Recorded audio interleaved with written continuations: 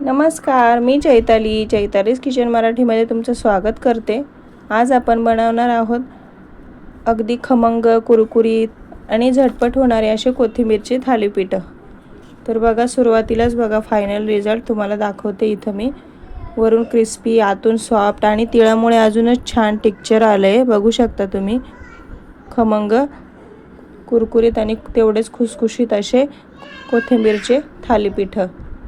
दह्यासोबत हे अतिशय सुंदर लागतात आणि झटपट होणारा नाश्ता किंवा ब्रेकफास्ट किंवा लंचसाठी देखील तुम्ही हे पौष्टिक थालीपीठं अगदी सहज बनवू शकता. तुम्ही एकदा चला तर खाल ना मग तर लगेचच नक्की सुरुवात तुम्ही करूया. फॅनच होऊन जाल, इतके अप्रतिम बनतात. तर आता चला सुरुवात करूया. त्यासाठी मिक्सरच्या भांड्यामध्ये मी लसूण घालून घेतलाय. लसूण जास्त घालू शकता कारण याने चव खूप छान येते. त्यानंतर मी 2 ते 3 आल्याचे तुकडे घातले, 2 ते 3 हिरव्या मिरच्या घातल्या आणि ओवा घालायचा आहे. आता ओवा कसा कोथिंबीर कुणाला बाधते किंवा मग त्रास होतो, तर त्यासाठी मग ओव्याने खूप छान चवही येते, फ्लेवरही येतो आणि कोथिंबीरसुद्धा पचायला हलकी जाते. त्यानंतर जेवढा ओवा घेतला आहे तेवढंच आपण जिरेसुद्धा घ्यायचे आणि हे सगळं यामध्ये अजिबातही पाणी न घालता ड्रायच याचं वाटण करून घ्यायचं आहे. आता सर्वात महत्त्वाचं पुढे म्हणजे कोथिंबीर. तर कोथिंबीर इथे मी स्वच्छ धुवून घेतली आहे. तर थालीपीठांसाठी कोथिंबीर नेहमी फ्रेश वापरली तर टेस्ट अजूनच छान येते. ती व्यवस्थित 2-3 वेळा पाण्यात धुवून घ्या. माती वगैरे पूर्ण निघाली पाहिजे अशी धुवून घ्या. धुतल्यानंतर चाळणीत निथळून पाणी पूर्ण निथळून घ्या. कोथिंबीर थोडी सुकली की मग अशी थोडी थोडी करून बारीक चिरून घ्यायची आहे. हे बघा, अशा प्रकारे 2-3 बॅचमध्ये आपल्याला जेवढी हवी तेवढी कोथिंबीर फ्रेश अशी बारीक चिरून घ्यायची आहे. आणि चाळण्यात निथळायला ठेवल्यामुळे हे बघा सगळं त्याचं पाणी सुकून गेलं आणि कोथिंबीर देखील सुकली. थोडीफार ओलसर असली तर चालते कोथिंबीर, जास्त ओली नको आहे, नाहीतर मग ते पीठ खूप पातळ होतं आणि मग चवीलाही थोडासा फरक पडतो. हे बघा, अशा प्रकारे मी थोडी थोडी करून सगळी कोथिंबीर कापून घेते, चिरून घेते. आता ही चिरलेली कोथिंबीर आपण एका मोठ्या भांड्यात काढून घ्यायची आहे. ज्या भांड्यात आपल्याला पीठ भिजवायचं आहे त्या भांड्यातच.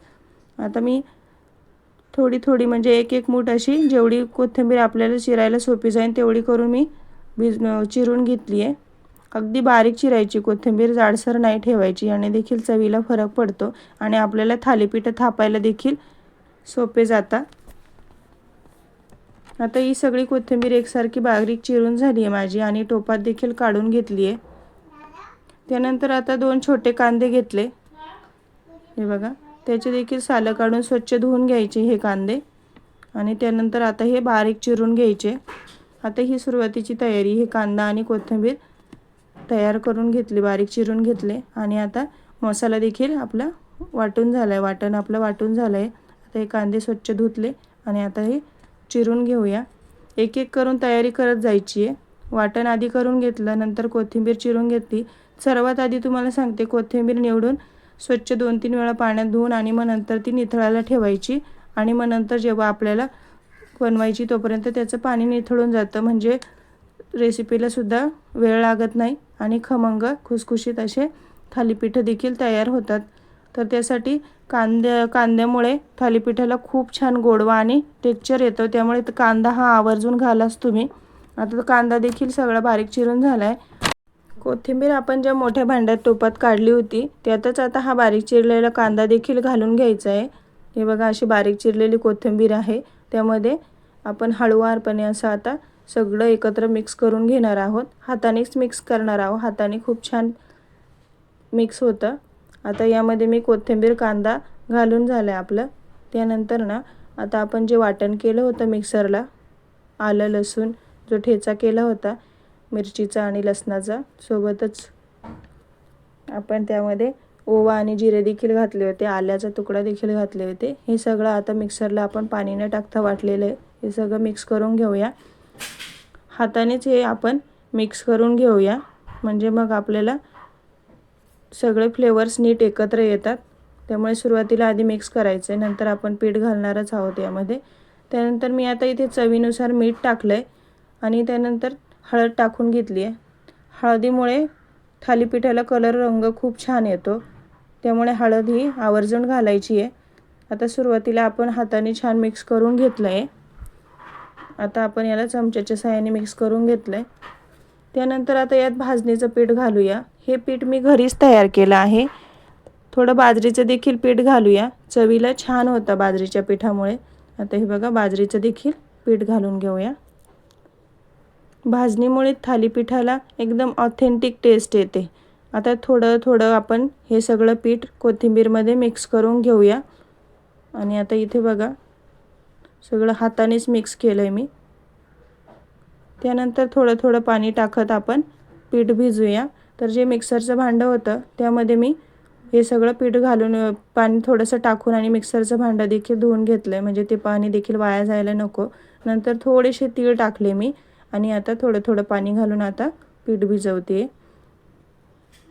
तर हे पीठ भिजवताना सैल होईल इतकं पाणी नका टाकू डायरेक्ट, तर थोडं थोडं पाणी टाकायचं आहे आणि अशी मीडियम कन्सिस्टन्सी ठेवायची आहे, ना खूप घट्ट ना खूप पातळ.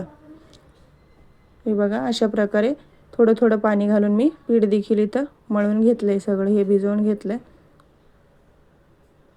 आता दुसरीकडे मी तवा गरम व्हायला ठेवला आहे. तवा हा मध्यम आचेवर चांगला गरम झाला पाहिजे. आता तोपर्यंत आपण इकडे थालीपीठं थापून घेऊया. आता इथे मी पोळपाटावर एक ओला कपडा ठेवला आहे. ही खूप इम्पॉर्टंट स्टेप आहे, त्यामुळे थालीपीठं सहजच थापता येतं.